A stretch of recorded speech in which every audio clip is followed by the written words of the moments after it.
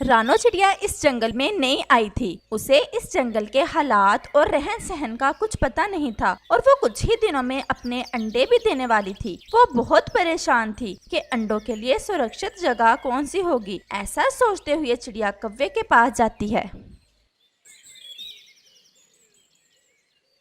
कव्वे भैया, आप तो जानते हो मैं नई आई हूँ इस जंगल में, मुझे कुछ पता नहीं है यहाँ के बारे में। आप तो यहाँ के बासी हो, आप मुझे कोई सुरक्षित जगह बता दें यहाँ मैं अपने अंडे दे सकूँ और मेरे बच्चे उड़ने तक सुरक्षित रहें। तुम मुझे शाम तक का समय दो। मेरी पत्नी घोंसले में है, मैं इससे सलाह करके शाम को तुम्हें बताऊंगा। वो सामने है हमारा घोंसला। जी भैया ठीक, लेकिन शाम तक लाजमी बता देना। जरूर। प्यारे दोस्तों, क्या आपने मुझे सब्सक्राइब कर लिया है? और घंटी के आइकॉन को दबाना बिल्कुल मत भूलिएगा।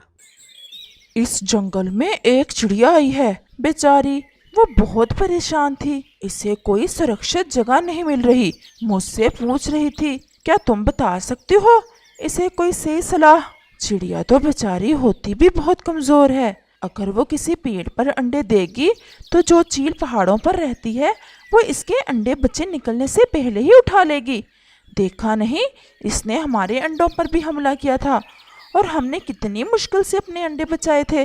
तुम इसे बताना कि जंगल के बाहर की तरफ मकई की फसल है, वो बहुत सुरक्षित जगह है और चील भी वहां नहीं जाती और वहां पर इसके अंडे भी सुरक्षित रहेंगे।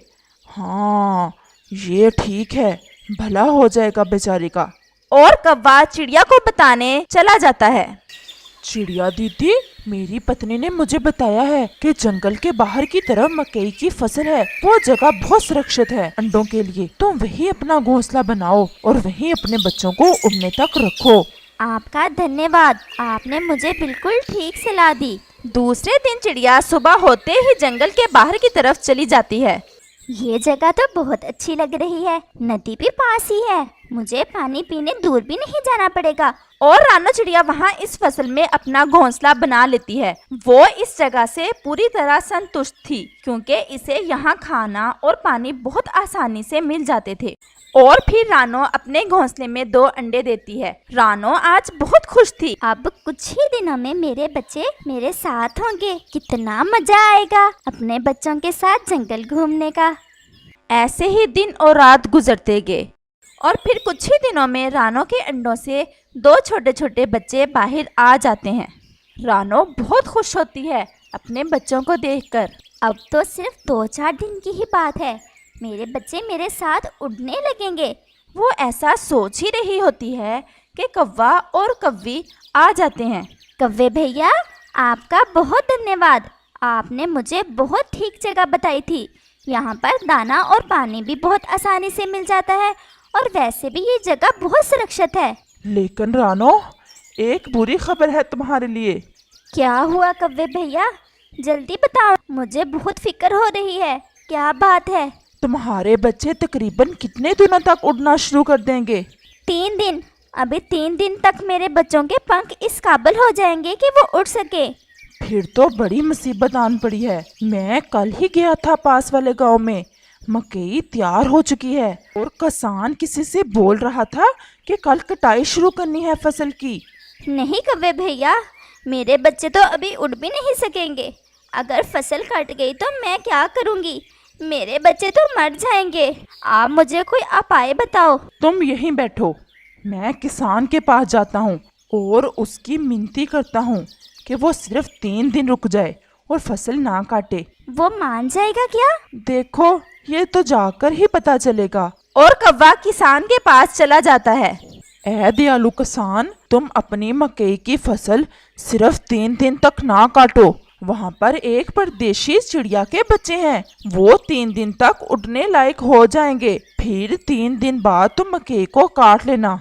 हम इंसान इन पक्षियों के लिए अपने फैसले नहीं बदल सकते। जाओ अपना काम करो। कौवा कहीं का, हम वो फसल आज दोपहर को ही काटने वाले हैं। और कौवा नाराज होकर वापस चला जाता है। क्या बना, क्या मान गया किसान? नहीं रानो चिड़िया, इसने तो मेरी बात भी अच्छे से नहीं सुनी। तो अब क्या मेरे बच्चे मर जाएंगे? नहीं, तुम यहाँ से कहीं न जाना, मेरे पास एक और उपाय है। मैं किसान की दरंती जिससे वो फसल काटेगा उठाकर नदी में फेंक देता हूँ। और नई दरंती बनाने में कुछ समय तो लगेगा, शायद इससे तुम्हें थोड़ा समय मिल जाए। कव्वे भैया, तुम जो मेरे लिए कर रहे हो, अगर जिंदगी ने साथ दिया तो मैं इसका बदला जरूर चुका दूंगी। अब मुझे जाना होगा। और कौवा फिर से किसान की तरफ चला जाता है।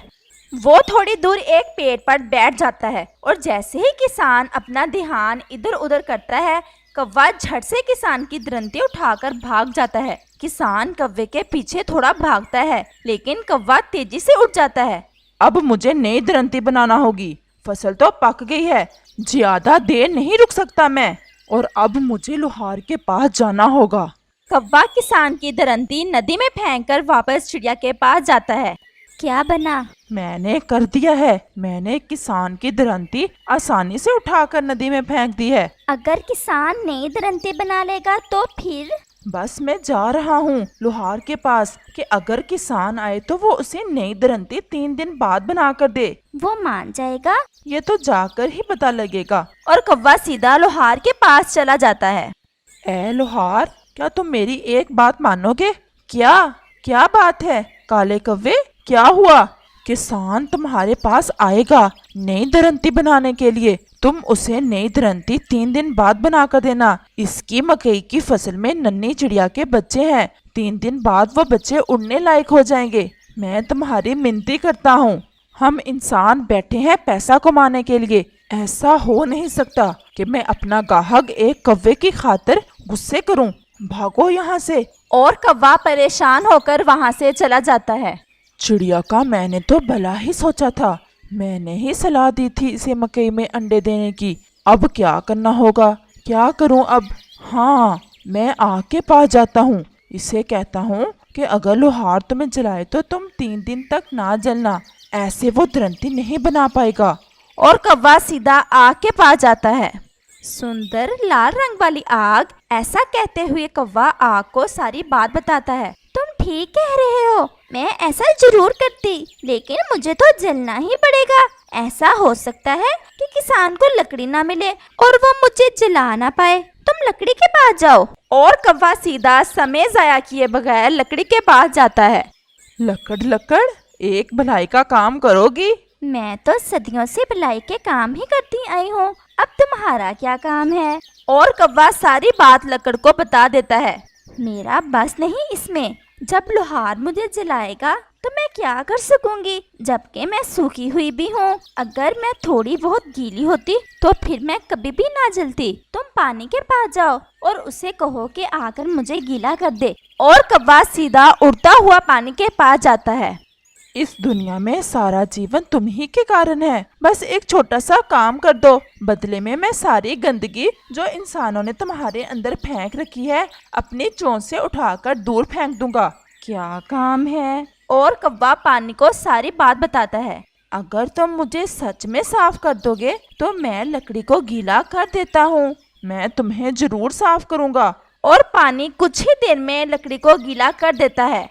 उधर किसान लोहार के पास जाता है नई दरंती बनवाने, और लोहार जैसे ही आग जलाने लगता है, इसकी लकड़ गीला होने की वजह से जल नहीं पाती। मेरी तो लकड़ गीली हो गई है, अब मुझे जंगल से सूखी लकड़ लाना होगी, तभी मैं तुम्हारे लिए नई दरंती बना सकूंगा। और उस सारे काम में 3 दिन लग जाते हैं और चिड़िया के बच्चे उड़ने लायक हो जाते हैं। और कौवा चिड़िया को सारी बात बताता है कि कैसे इसने लोहार की लकड़ को गीला किया। मैं ये तुम्हारी कृपा दृष्टि जिंदगी भर नहीं भूलूंगी। और चिड़िया हंसी खुशी अपने 2 छोटे छोटे बच्चों के साथ वहाँ से चली जाती है। इस कहानी से हमें ये सीख मिलती है, अगर हमारी थोड़ी सी मेहनत से किसी का भला हो जाए तो हमें जरूर ऐसा करना चाहिए, क्योंकि कर भला सो हो भला।